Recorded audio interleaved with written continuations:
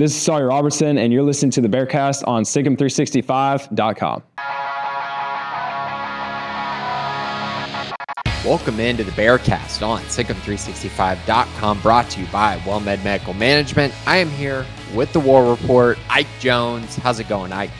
Hey, man, we're doing all right. Ready to get the season started. No doubt. Today we're going to talk all things Baylor and Auburn as we get set for a massive matchup that is literally a week away.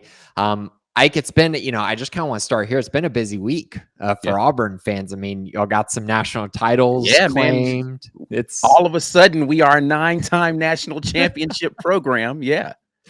Incredible. And then the other thing that came out this week that I'm sure you're going to tell me is a non-story, but Hugh Freeze talking about how Auburn's going to play 3 quarterbacks in the game against Baylor. What's going on with that? So that's been so overblown and taken out of context. Basically what he said is I can see an instance where we could use all the guys, but I don't think there's going to be like this shuffle of quarterbacks per down or anything like that. It's not unusual. In the first 2 seasons, Coach Freeze has had packages where he's brought in a wildcat quarterback. Auburn's not the first team to ever do this, won't be the last team to ever do this. And that is a situation that could happen. I don't think that there is a scenario where unless Jackson Arnold doesn't play well or there's some sort of blowout, which I absolutely don't expect to be the case, that you see Deuce Knight in this game. I don't think there's a special Deuce Knight situational package thing going on there. 2 quarterbacks may be seen in this game. I doubt a third. Right. So my confusion there is I think Jackson Arnold's a pretty good runner. So, it's like what I don't know. So I assume you're saying that Ashton would potentially come in to run, right? Because Deuce is more of a pure passer, correct? Yes. Yeah. So, I mean, it would likely be short yardage or goal line packages specifically. And that's more so not because Jackson Arnold can't run. It's just to protect him in situations where it's a design run, where your quarterback's going to have to take a hit. All right, well, maybe don't put that hit on the starting quarterback.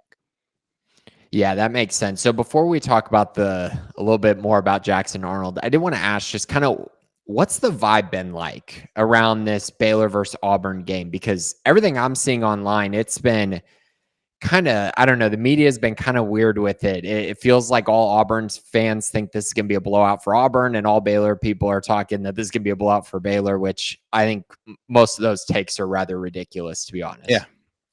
Yeah. I mean, I do think that a lot of people feel as if we're talking about from the Auburn perspective, not really media, but more so fans feel as if that Auburn somehow is going to overmatch Baylor from a physicality standpoint and speed, athleticism, that they just can't match up. And I don't know that there's anything from Baylor's tape last year that indicates that they have the inability to match up from a speed physicality standpoint. I do think that there has been a lot of talk about blowout one way or the other. And to your point, I don't really know where that comes from. I understand that Auburn didn't have a good record last year, but Auburn also didn't get blown out by anybody last year. So again, record be damned, I don't get where that comes from. Same thing for Baylor. Like, I just don't understand where, like, you can't have actually watched the team play and say to yourself, they probably got a little bit better in the athleticism standpoint and maybe a little bit more depth, and somehow they're going to be significantly worse this year. I don't get that perspective.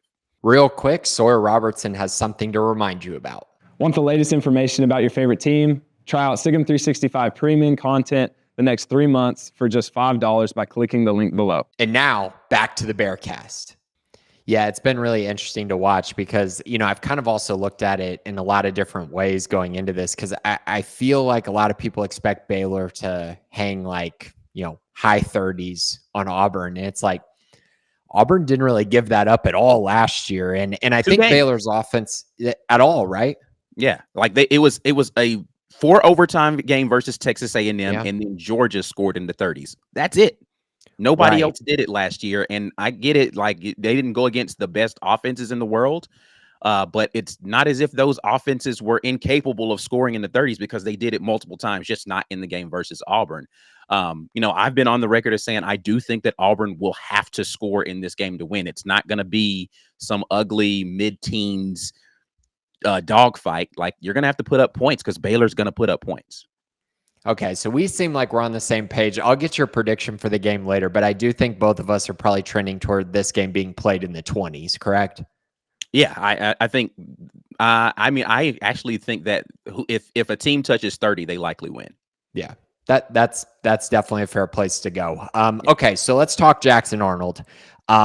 I think that there's been probably some misconceptions about him in general. I think Auburn fans are probably a little too high on what he can do. And I think Baylor fans are like taking away the fact that at Oklahoma, he just was in a terrible situation. And now at Auburn, he's got a great situation, really good receivers. What's been the buzz with him? How do you feel like he's performed just based on what you've seen and what Hugh Freeze has said?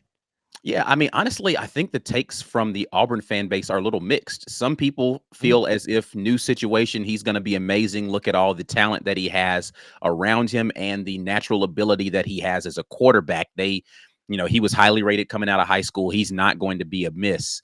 But then there are some people who are just, I don't believe it until I see it. And nothing showed me last year is going to make me believe that he's going to be any better at Auburn this year, even with the talent around him. So it's split out there. It's more of a wait and see approach, or it's a I'm bought in, let's go, we're ready to ride type of situation with the Auburn fan base. As far as what he's shown so far, it's been a mixed bag, honestly. Like, there have been good practices and bad practices, but I think that's to be expected with a quarterback learning a new system around new players, trying to figure out the tempo and the pace of how guys are running routes and what the protection is going to set up like, and playing against a defense that I do believe is actually really good. So you're not going to look amazing every single play against those guys. But he has shown ability to say, okay, they can go out there and they can put up some points, because he has the arm talent and he does have a tremendous group of receivers that he's throwing the football to. I was going to mention those receivers. I love y'all's receivers. Cam Coleman, Eric Singleton are the ones that get the headlines, but Simmons and I think Horatio Fields, like these guys, I mean, they're deep, and it seems like a really exciting group. Is this one of the best wide receiver groups Auburn's ever had? Yeah, no, easily. I don't think that that's disrespect to some good wide receiver rooms that Auburn has had in the past, but I would go out on a limb and say, of the top 6 guys in Auburn's rotation, 4 or 5 of them are likely NFL guys, right? Like, then I just don't know that you're going to find that in a lot of wide receiver rooms around the country. And you definitely have not found that in the previous wide receiver rooms in Auburn history. Yeah, I'm very intrigued by that group, and I got to say that is probably the area going into this matchup that gives me the biggest pause about how Baylor's going to fare here. Now, a lot of that just comes down to how good Jackson Arnold is, which for sure is probably the only question that honestly really matters for Auburn this year, because if he's super good, then Auburn's going to be great this year. If he's bad, then it's probably going to be more of the same. One thing I did hear this week that Hugh Freeze mentioned, just listening to him a little bit, I wanted to get your take on it. He didn't seem overly intrigued or overly excited about the offensive line performance so far. Specifically was talking about the one-on-one matchups and then maybe not rising to the level that he wants them to be at. Now, I do understand Auburn's edge rushers are very, very good, but what have you seen from that group? What's kind of been the vibe around the offensive line? Yeah, I mean, Hugh Freeze is not shied away from the fact that he doesn't feel like the drop back game has been very good. They've been good in the RPO scenarios that have allowed, like, the quick game and some of that stuff. But when they're in true drop back, what I think the phrase he uses, they haven't done a good job of building a cage around Jackson Arnold to allow him to feel comfortable in the pocket. And so it's going to be something that's going to be interesting, because I know he wants to live in a world of, more 11 personnel, even going into 10 personnel, so that he can have more of those dynamic receivers out on the field at the same time. But if he has to live in the 12 world where there's tight ends out there to help block and all that sort of thing, or if he's got to leave a running back in the chip and that sort of thing to help with the protection, that's not really where I think they want to be for the vast majority. So it's difficult to say, are these guys struggling because they're going against really talented folks, or do they really need to improve? I'm going to lean towards the direction of they actually just really need to improve, because I think you're going to see dynamic pass rushing throughout the season. And so just because you're going against good pass rushers in practice does not mean that you should not have good reps. So they just need to get better consistency from those reps, from particularly the tackle positions. Coming into the year, I felt like that was going to be a strength for Auburn because they returned so much. They brought in some talent as well. Are you a little surprised that is it a little bit of a worry? It's not a worry so much for me. Worry, yes. Surprise, no. Like I feel like Xavier Chaplin, I always felt like he was going to be good, adequate there at the tackle position. I was worried about the tackle position opposite him, right? Like I don't know that you see a lot on tape from Mason Murphy that lets you believe that he's going to be a stellar performer in this league, because he was just kind of okay in the Big Ten in that 1 year with USC. And then you've got Isavion Miller, who is the other guy who could potentially play at that tackle spot. And Tyler Johnson is the third guy that they're likely going to be rotating out there. Tyler Johnson hasn't really been healthy a lot in his Auburn career thus far, hasn't had a lot of snaps, so he doesn't have the experience. Same thing for Isavion Miller. He was a JUCO transfer.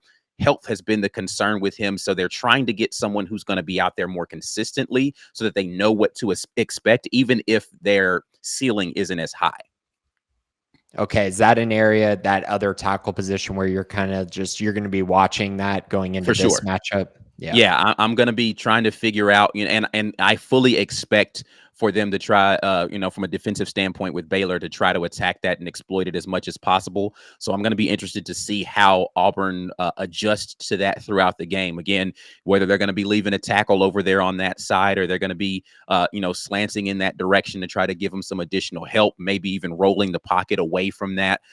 What kind of things they're going to be utilizing. That's going to tell me the confidence that they have in whether or not they can block on the edge.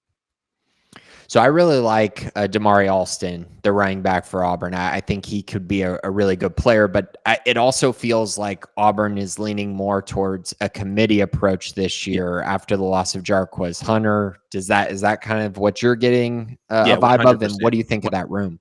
Yeah, I mean, I think the room is talented. Again, the relative ceiling of the room is not Jarquez Hunter. Jarquez Hunter was as mercurial an athlete. Like he for his athleticism and his stamina, his ability to play multiple snaps without having to come out of the game, unmatched. Like he's a guy who could run a 60-yard touchdown and then go beyond kick coverage, right? Like that's just not normal athleticism for a guy who's also going to tote the rock 20 times in a game and be fine. So I don't know that you have that, right? But you do have what I've termed Damari Alston as complete in his abilities, right? Like he is a good blocking back. He can run the football effectively downhill. He has enough burst to be able to go get you 30, 40 if he gets it blocked up well.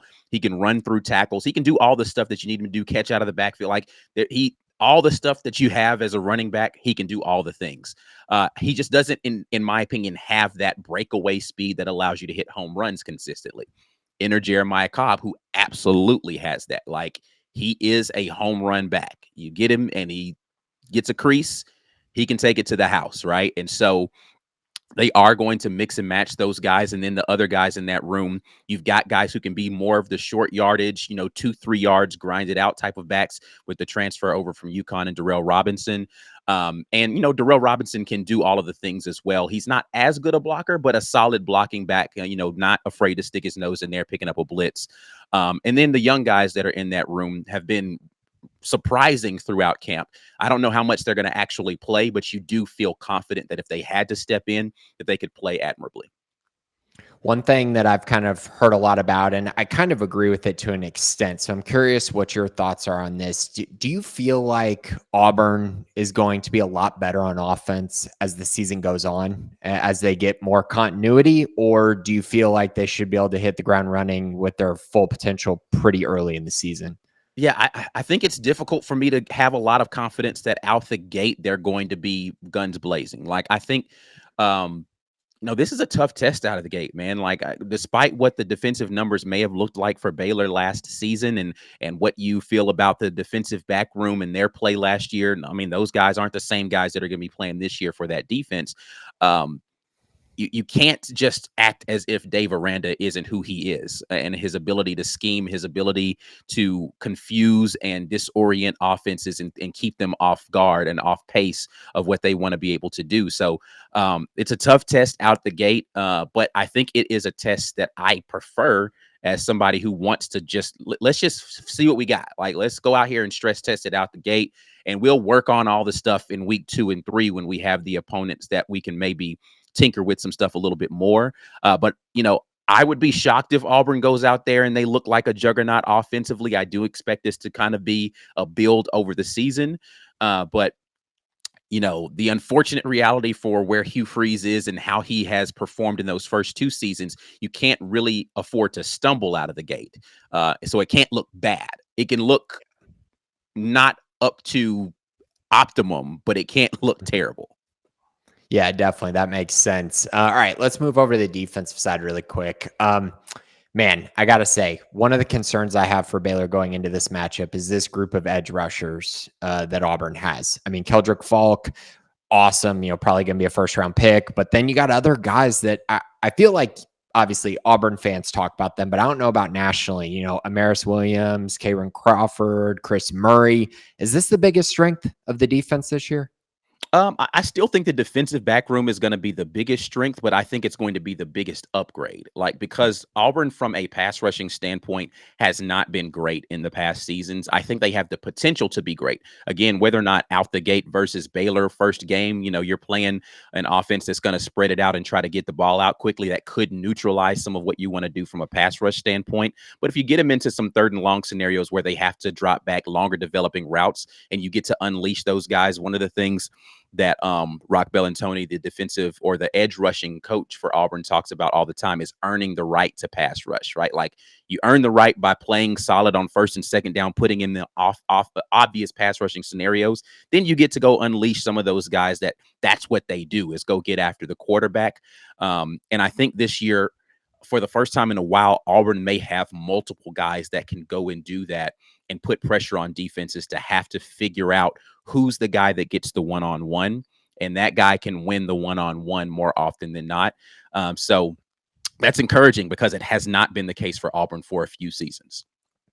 Yeah, and I mean, they're going to have to be really good, because when I've been looking into this matchup a little bit more, and I'm curious if you feel this way, I do think the weakness at the moment is kind of right up the middle, and kind of the defensive tackles, breaking in a few new linebackers, I believe, as well. Has anyone emerged there and given you more confidence that they're going to be able to be stout straight up the middle? Yeah, I mean, so I like what I saw from Malik Blockton in his freshman season last year. He has not been the run stuffer. He has been more of an interior pass rush guy. So hopefully he improves in that. Where I'm encouraged by Auburn this season in the interior is I think they have more depth that they trust. And when I say trust, I don't mean experience necessarily. You do get James Ash, who came in from Florida A&M. So he is going to be a bigger body that can play that nose and actually is naturally a nose tackle, excuse me. And then you also have a true freshman out there in Jordan Crawford, again, naturally a bigger body who can come in and play that. You got Dallas Walker, the 4th, who came in from Western Kentucky. So they have guys that are naturally just they're going to be eating up blocks a little bit more than what you've had previously. You really had guys that were defensive tackles trying to play that interior nose position for Auburn. And now you've got guys that are truly like 340, 353. Like, you've got big bodies that can actually anchor down there in the middle and allow for your linebackers to flow a little bit more freely this season. So, and you have multiple guys that you can rotate through that can do that. So, yet to be seen, because again, I mentioned a guy, though Dallas Walker initially was a Texas A&M commit and then transferred to Western Kentucky. Most of his playing time is at Western Kentucky. James Ash, another guy, his playing time is at Florida A&M, right? And so does that translate up into a Power 4 every down guy? Yet to be seen. But they do have at least more bodies that they can rotate through that I think can be suitable to allow them to be better against the run this season. But is that your biggest area of Yeah, concern I mean, going because into I it? just don't know, right? Like Yeah. it's literally like I love the defensive back room. I love what you've got from the edge. I don't know what those guys are gonna do. So if I'm looking at it, I'm just like, all right, let's see what we got here, boys. Like, yeah, sure, Yeah. you've got the body, but do you have the technique? Are you going to be consistently where you need to be, play in and play out, and not overplay, your gap on this one, right? Like, I don't know yet, and so we'll see. So it was funny because you just brought up the fact that you like Auburn's secondary a lot. Yeah. And I was surprised when I've been kind of doing research over the past couple of weeks, and I've come away quite a bit more optimistic about what they're going to be, and a little bit, I feel like they're going to be pretty good and pretty challenging for Baylor's offense. A couple questions there. Is Champ Anthony 100%? Is he going to be out there playing full downs? Coach Free said in the most recent press conference that if they had to play a game that day, which that was Tuesday, I believe, of last week when he said this, that everyone would be able to play. Champ is not 100% though, right? Like he's working his way back and he can play if they needed him to, but I don't think that their earnest desire is for him to have to go out there and be an every down guy for them at corner. Probably playing more of the nickel position or something like that. So they'll likely bring him in when they're going to more DBs out there on the field. So if they're going to a dime package or something like that, you may see him, but I don't think he's going to be a strict rotation guy out there. Another week of whatever, maybe he, steps into the booth and I don't know, but I don't think he's there yet. But he is going to be available to come in and play should they need him to. Does Auburn have the depth, and are you pretty confident that even without him, this is a really good group that's had a great camp?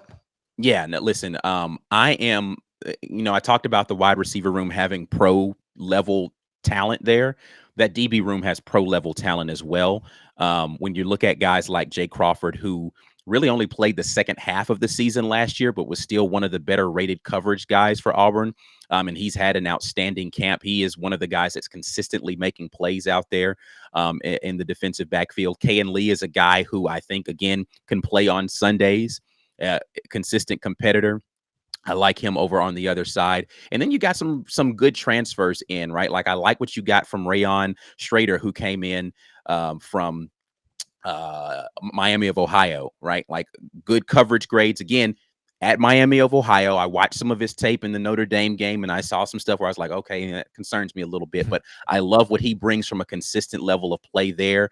Same thing with Rayshawn Pleasant out there being able to compete. So you've got guys that can play the outside corner position.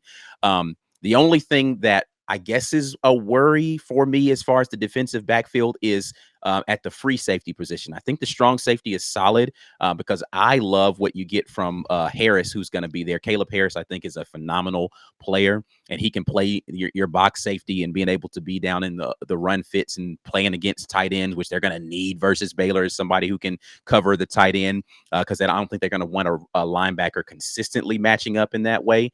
But yeah, so I don't, but there's a little bit of, I don't know at the other safety spot there. Talented for sure, unproven at the same time. Going into this matchup against Baylor, what are some of your expectations for the defense, and where do you think Auburn has the biggest advantage on the defensive side versus Baylor? That is the tough question, right? Because I love the defensive backfield for Auburn, but I think that Baylor has some tremendously talented wide receivers. And I just mentioned the tight end. I think that's kind of the X factor type of situation where it's like, yeah, you might have guys that can cover him, but he's probably too big for this guy, too fast for this guy type of thing with Michael Trigg there. But it's going to be that pass rush. If you can get into positions where you can go get after the quarterback, I do think that Auburn can have some advantages in getting to the quarterback and make him force some throws before he's ready to. Not necessarily interceptions, but definitely under duress throws or disrupting what they want to do from some of the deeper pass concepts that might be trying to get drawn up there. And I think that if Auburn can get into those third and long scenarios, that they'll be in a better position this year to be able to capitalize and get Baylor off of the field potentially. Okay, Ike. So you got to give me your prediction for this game. How do you see it playing out? Who do you think's going to win this one, and what's the score going to be? Yeah, I mean, listen, I am notoriously a homer, right? So I'm not going to predict an Auburn loss in this game, but I think in order for Auburn to win, I wholeheartedly believe that Auburn's going to have to score 30 something, right? I just think that you will have to score that many points to win this game, and I do believe that it will be. If it's a 2-score win, then it's gonna be barely. So I'm actually gonna make it something like 24-31 Okay. type of game. I think that sounds about right. If I'm predicting Auburn to win, that's how it's gonna have to happen. I just don't think that Auburn's gonna win a game that is low 20s type of thing. As much as I love this defense, I just don't think that that's the recipe for winning in this one. Awesome. Well, thank you so much, Ike. Before I let you go, tell everyone where they can find your work. Yeah, you all can definitely come and yell at me and tell me all of the things that I got wrong over at the War Rapport. We are the War Rapport on YouTube. I'm writing at thewarreport.com. I am TWR Ike Jones on Twitter. Make sure that you at me with all of the I told you that you guys were going to lose, whatever it is that you want to do. We will have a post-game live stream going on right after the game. You all can come in there and talk your junk if that is appropriate at that time as well, and we welcome it. Awesome. Thank you so much, Ike. That will do it for today. This has been the Bearcast on Sikkim365.com.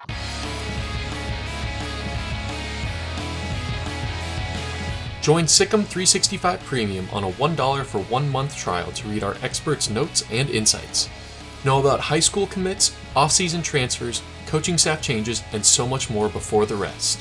Also, download the Sikkim 365 app on your iPhone today to get instant notifications of breaking news, read up on the latest inside info, easily interact with other Baylor fans on our forums, and get alerts for anything published by your favorite staff members.